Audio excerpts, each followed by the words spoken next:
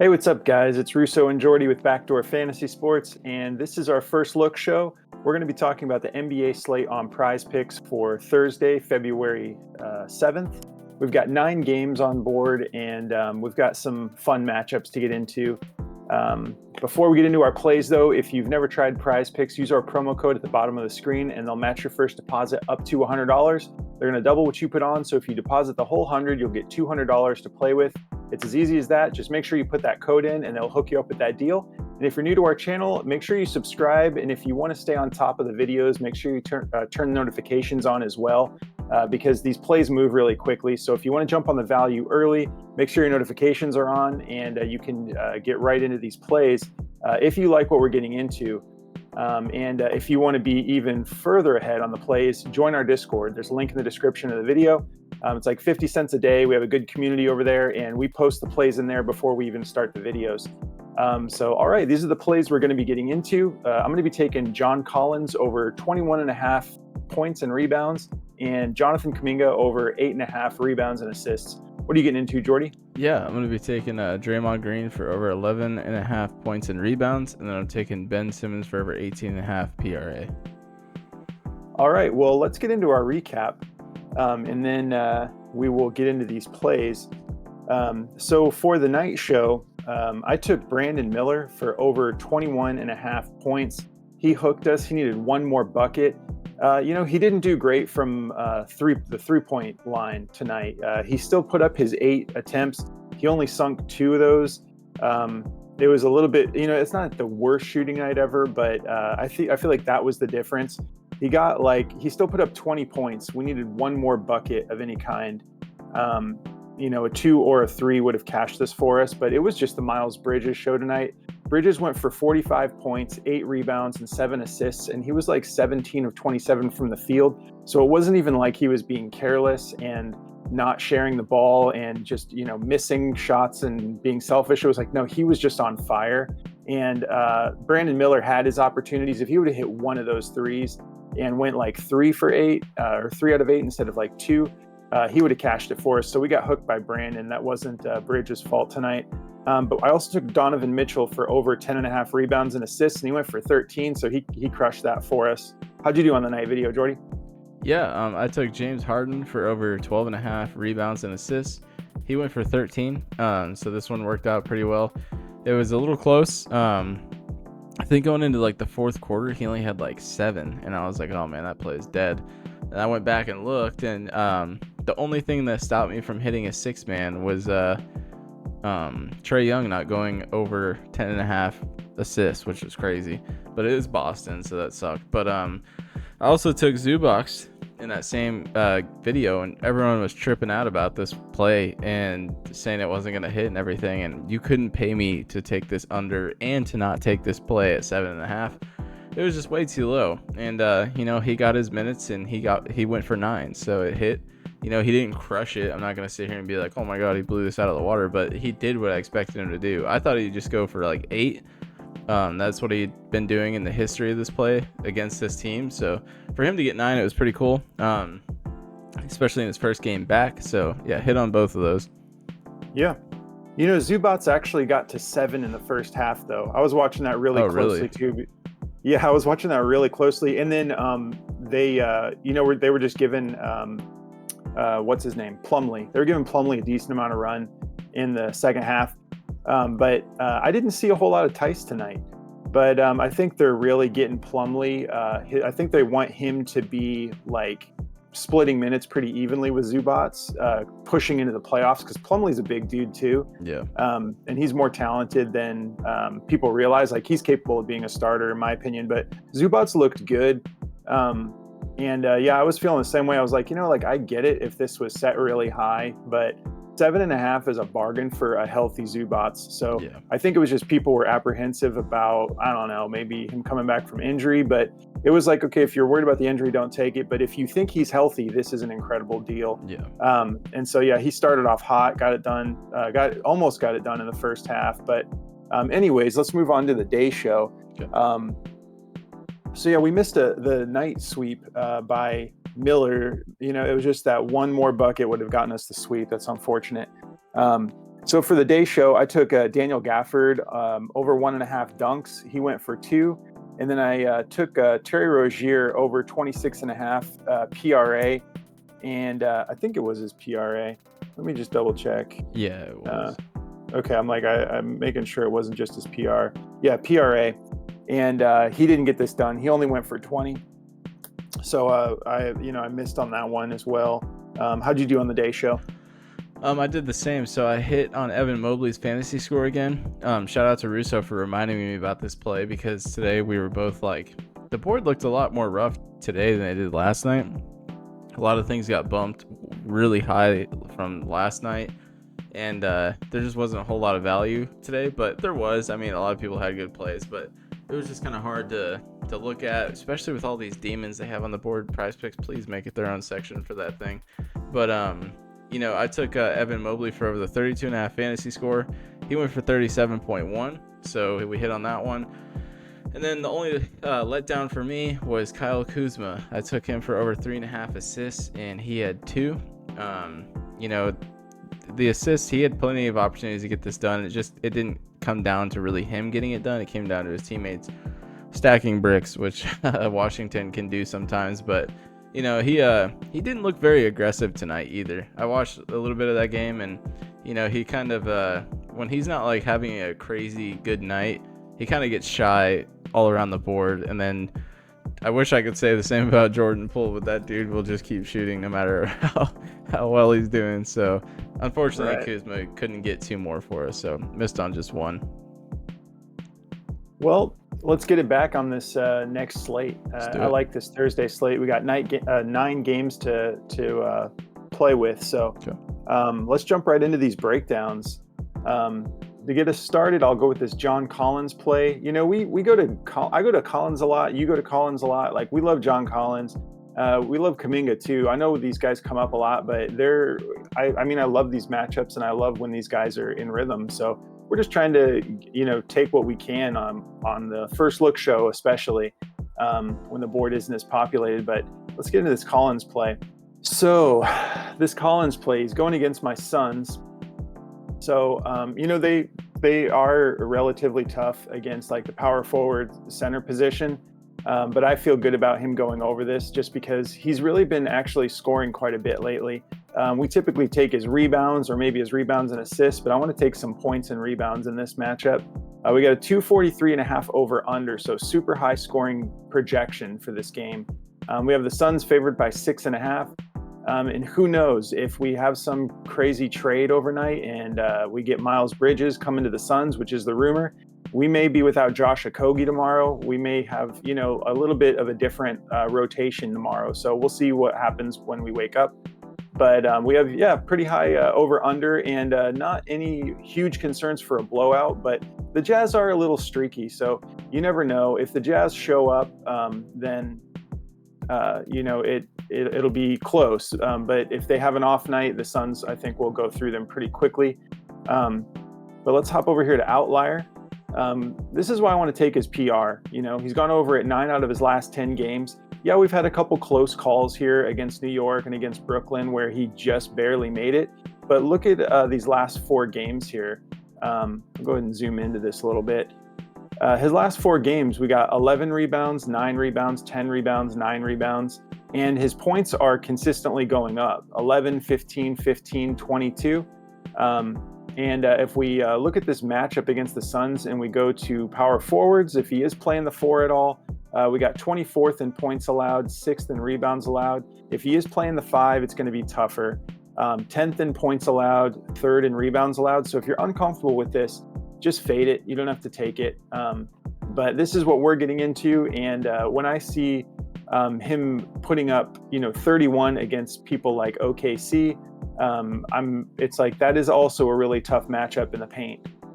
So he's been turning the scoring on more, and he looks good for at least 8 or 9 rebounds. So I feel comfortable taking this at just 21.5 for points and rebounds. If we look at his minutes, he's averaging just about 27.5 minutes per game. 11.6 field goal attempts per game, shooting 59% right now. It's because a lot of those are really close to the basket. He's not really shooting. He's shooting like 3 3-pointers per game. So it's not really anything too relevant. He's making just under 1 per game. But really, most of his points are going to be around that basket. And he's also going to be getting rebounds, putbacks and different things like that. So I'm feeling good about him hitting this line. And we'll see. I know the Suns are a little bit of a tough matchup, but this line seems low enough. I feel good about it. And he's kind of on a roll right now. He's been doing this against different types of teams, and I feel good about him continuing to go over this. If we hop over to Daily Grind, we take a look at where is his points and rebounds. Okay, right here. So they have it pretty much the way I was describing it. It's favored to go over. They have it just barely favored to go over at 50.32% odds to hit the over. They have it at a -119, so nothing super juicy here. But I like this play, and it's first look, so we don't have a whole lot to work with. But I am feeling good about this play. So that's going to be my first one I'm taking. And then my next play, Jonathan Kuminga. I like him for over 8.5 rebounds and assists. He is going to be coming off of a back-to-back. So we want to keep that in mind. And he is playing the Pacers, which are those guys put up points. There's always a high over-under when they're involved. This is even higher than the Suns game. We got a 250.5 over-under. Pacers favored by 6. But Kuminga looks really, really good right now. Like it's gone from him being deserving of more minutes to him being like, oh my gosh, the Warriors might have something really special in this player, beyond just being like good, maybe an all-star someday. Like he's looking like the type of player that could be an expected all-star year after year if he keeps this up. He's gone over this line 7 out of his last 10 games. And keep this in mind too, like his minutes have been steadily decreasing.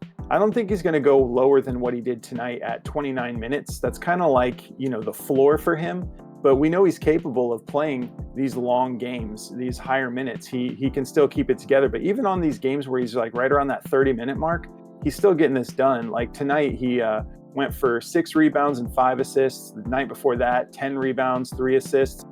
He missed it against Atlanta.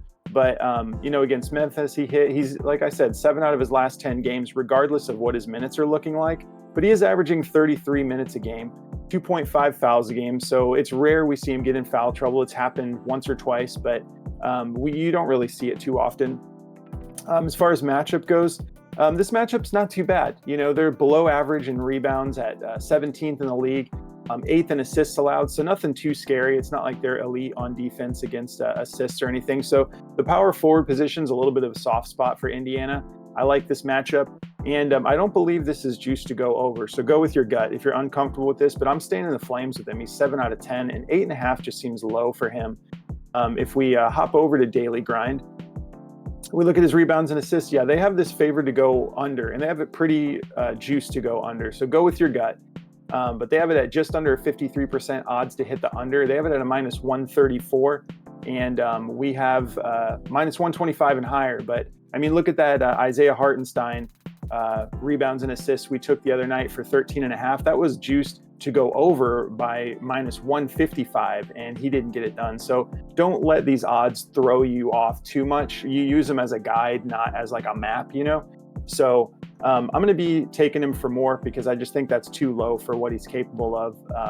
And if you're interested in checking out this tool I'm using here right now, Daily Grind, this is a great tool. It's a DFS optimizer. This is really good to just search out picks and to see what all the odds makers have to say about your picks. So we use it to search picks and confirm picks. If you're interested in checking them out, we've partnered up with them.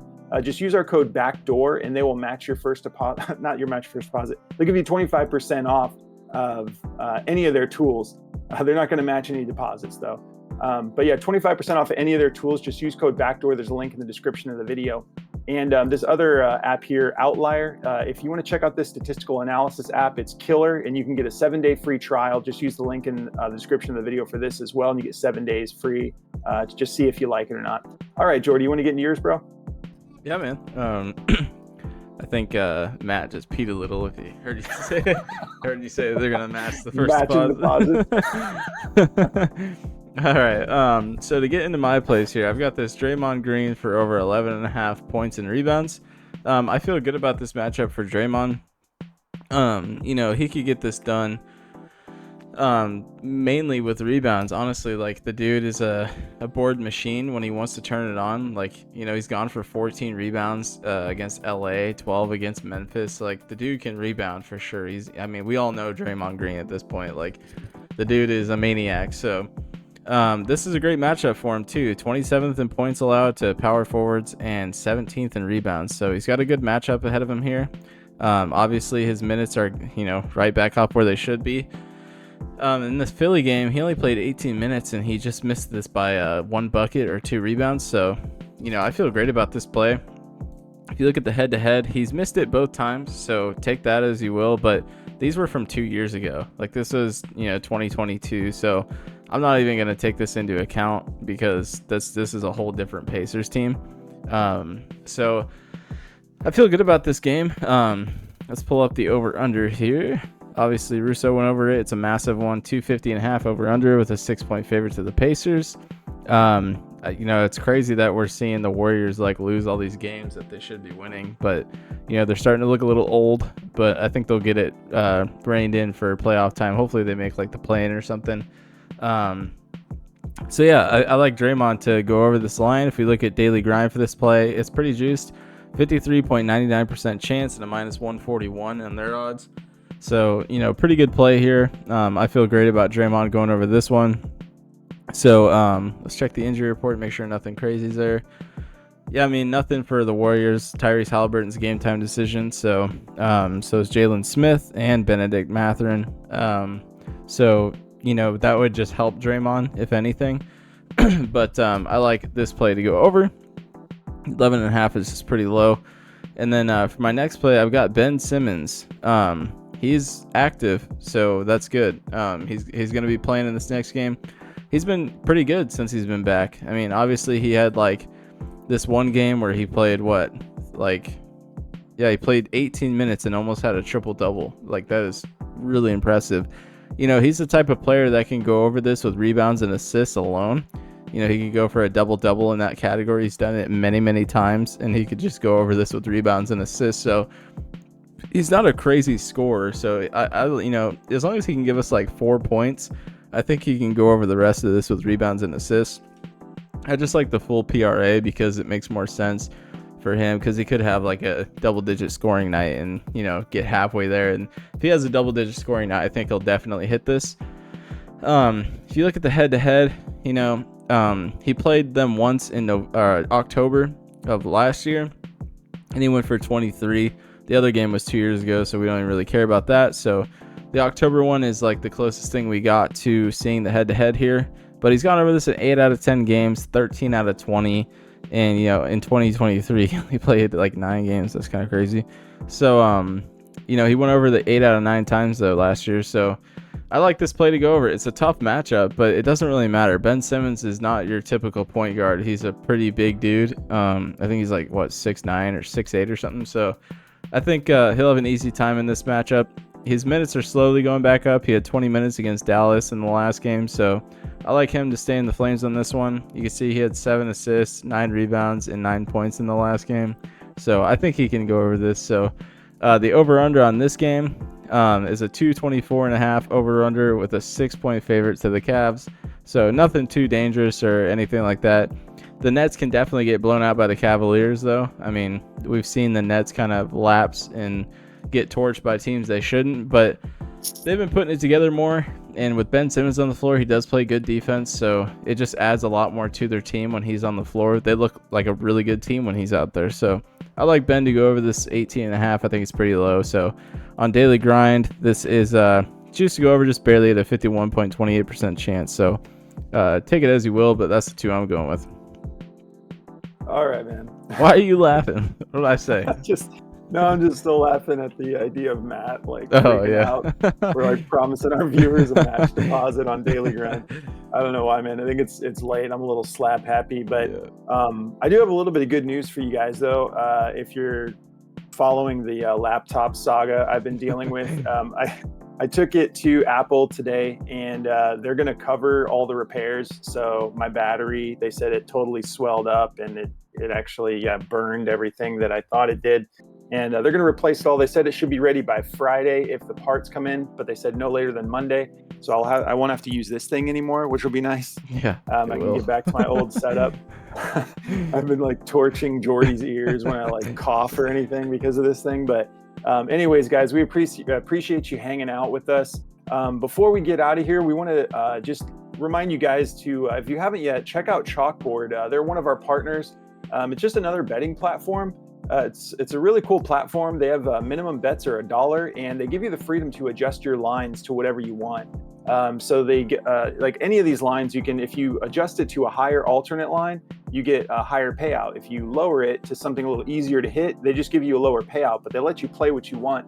If you're interested in checking it out, it's iOS only right now. They're finishing up the Android version. They have a desktop version on the way as well, but there's a link in the description of the video. And if you use code BACKDOOR, they actually will give you 100% match deposit, or deposit match up to $100. So deposit 100, get 200 to play with. It's a really cool platform. It's a lot of fun. It's a little different than these other platforms. So I like having all these different options. I like Underdog and, Chalkboard, Prize Picks, mess around with Sleeper a little bit here and there, but it's fun to just diversify a little. So if you want to check that out, link in the description of the video, use code BACKDOOR. But that's going to do it for us, guys. We hope you have a great night, and we will catch you tomorrow in the Daily Show. Good luck, guys.